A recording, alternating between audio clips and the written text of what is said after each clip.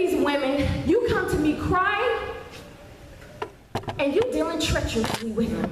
But I was the witness. The witness. I don't care how big your wedding was. I was the witness of your covenant. So he held those same people who are unequally yoked, because I needed to understand, look, if I was unequally yoked, just let me go. No. Don't let nobody tell you. Go to Malachi and 2 and you read that and you tell me no. If you are unequal, and it lines up. The Lord said, if you find the Lord, no, you stay right where you are. If you are a slave, you stay right where you are. And you serve in that.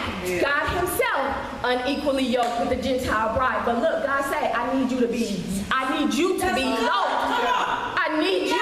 I'm telling you for your all good, you need to be rightfully yoked, because it's harder to deal with it. I'm the only one who can change the hearts and passions of men, not you.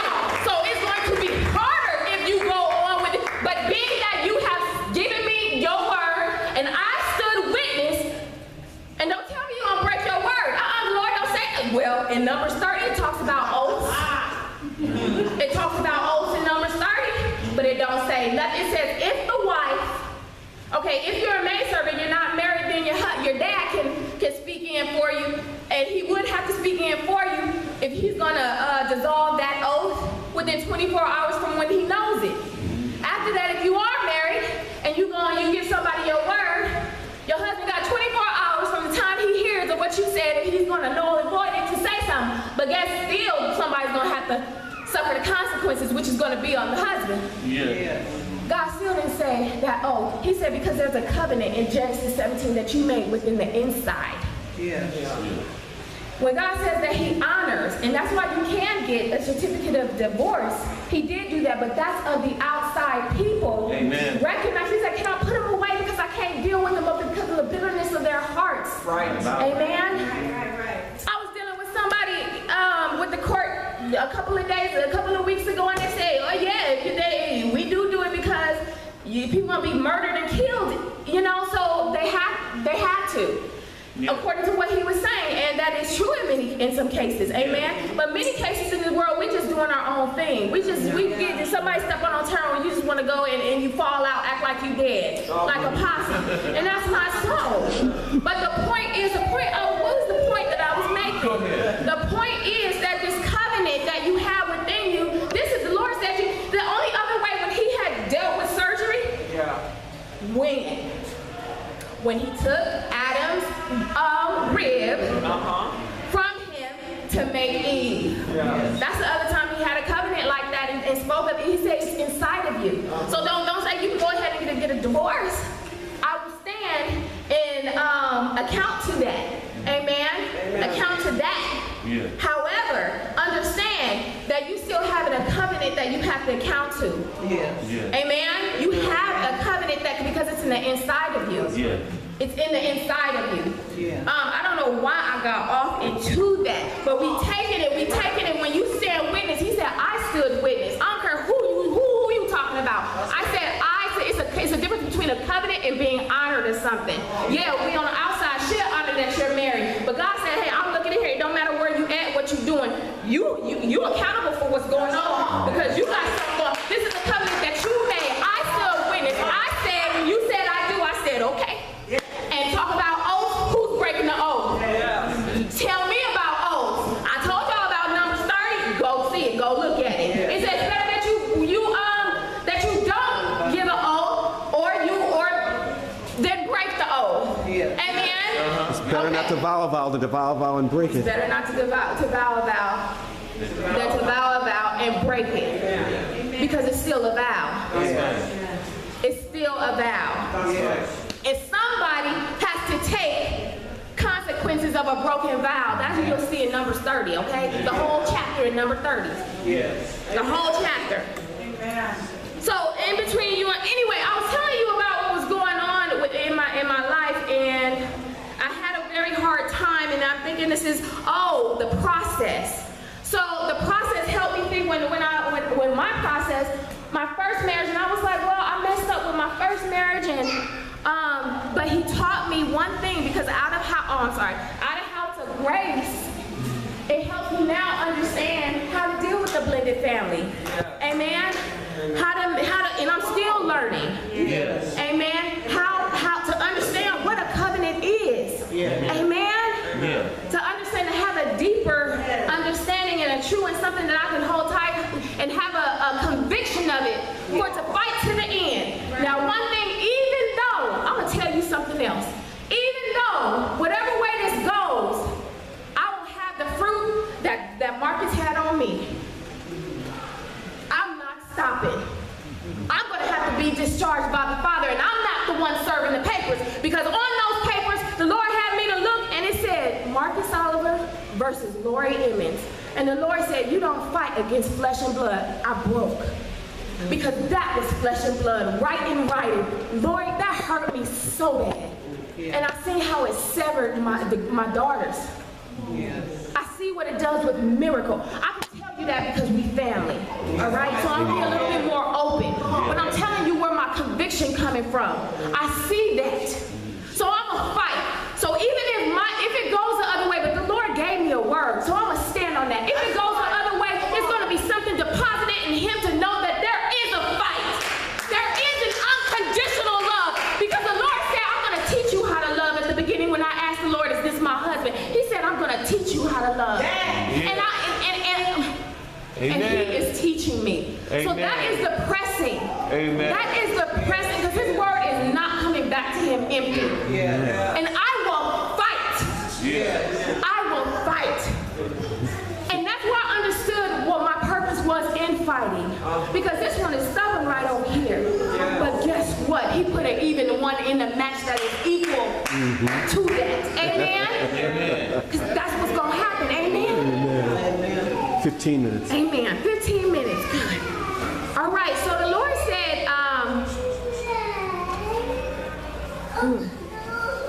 so two things that I would suggest to make sure that you remain on prayer and communication with the Lord, or your relationship. During this time, my prayer wasn't always on my knees and in the bed.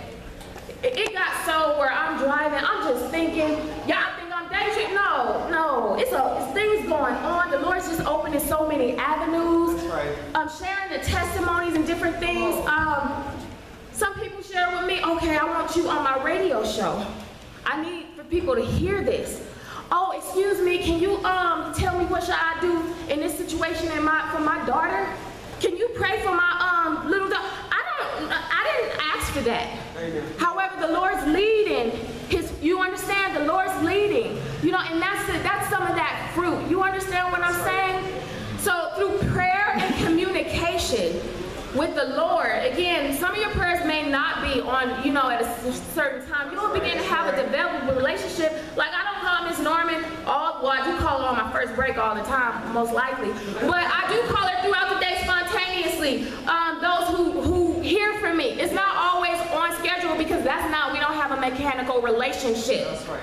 We have a personal relationship. So throughout your process, please have a personal relationship where you're not mechanical. And that is, are you wanting to know the Lord? Are you getting into it? Are you seeking after? Because he said, if you seek me, you will find me. And the more and more that you develop with him, and with him, the more and more you will become personal. Really personal. Amen? With him. So that receiving instruction, because the Lord will give you instruction like he gave Abraham.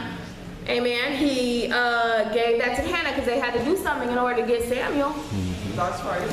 Right. Yeah, do something to get Samuel. He gave Jesus instructions. Amen. I do only what I see the Father do. So he came to do a lot of things. Amen. So these are instructions that we do throughout the process of making sure that we're on the right path and hearing the Lord as well. 10 minutes. Okay, thank you. Amen. Almost done. Hallelujah. Praise the Lord. So the last part, which is 5, the 5th one. So in between, actually, guys, let me let you guys know what is number 2.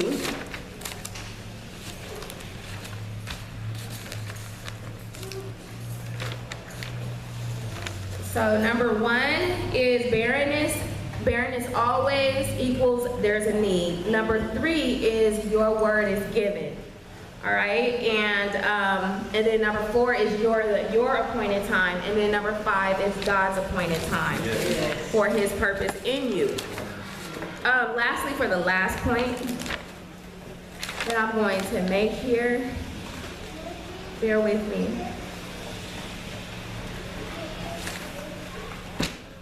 When God's purpose manifests fruit, He now, like you said, I'm gonna give it back. God requires you to give it back. Amen. So Hannah gave Samuel at 8 years after he was weaned. Abraham gave his son. Well, the Lord told him to go take your son, or take your son up to Mount Moriah. In verse 22, it says it this way.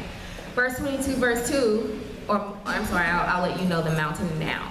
Then he said, take now your son, your only son Isaac, whom you love, and go to the land of Moriah, and offer him there as a burnt offering on one of the mountains of which I shall tell you. You are going to be required to give your baby up, your ministry up, whatever the call and the purpose that you have back to the Lord. And that's where we find our trip up is. Not that we have the baby, but giving it up.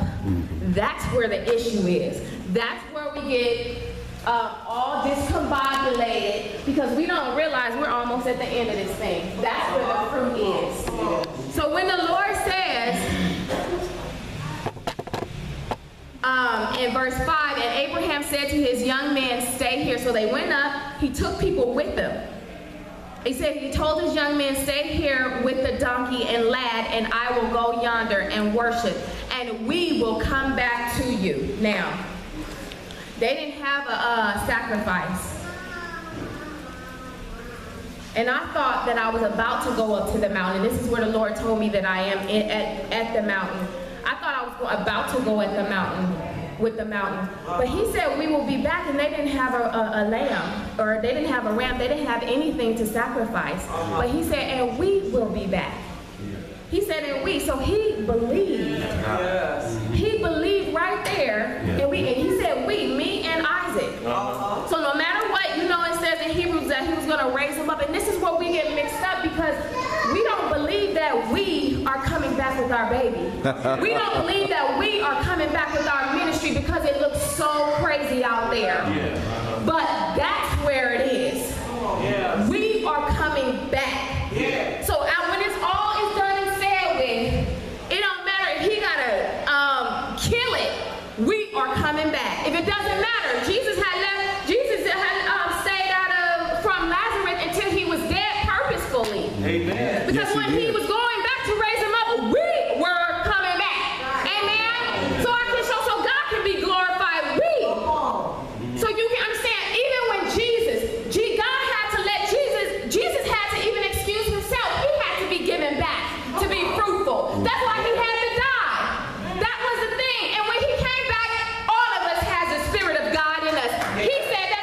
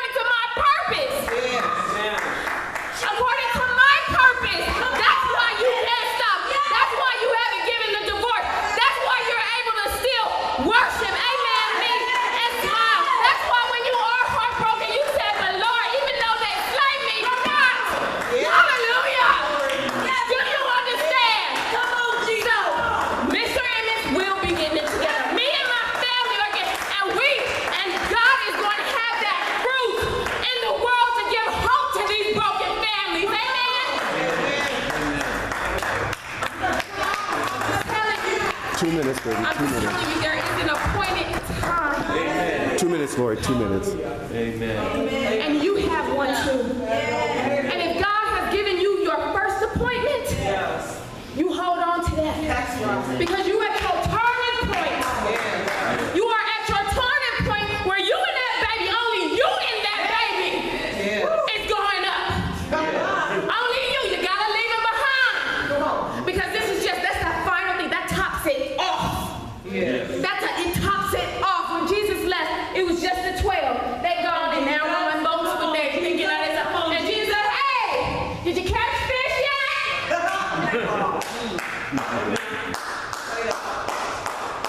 Now I want you to be fishers of men. Because of his 3-year process with them, he was ready. At the beginning, he said, I will make you fishers. Follow me, and I will make you fishers of men. And when he came back from the dead after 3 days, he said, hey, have you cast fish your way yet? Amen. And he had a meal prepared for them already. That's right. And told Peter, feed my sheep. Because now you are a fisher of men. When you say you're at your mountain, tell them we gonna be back. You tell yourself we gonna be back. You in the mirror, we gonna be back. I text my husband, look, we gonna be back. I don't know what I'm talking about. We are going to be back. May not understand what I'm saying, but we will. We shall. Amen. And if you're in any of these processes, understand there's a purpose. There's an appointed time. Allow yourself to operate and to move and conduct yourself. Every moment counts. Don't be so hard on yourself. Allow yourself to be pressed out because God's filling his word in you throughout your life. It is not in vain. It is not in vain.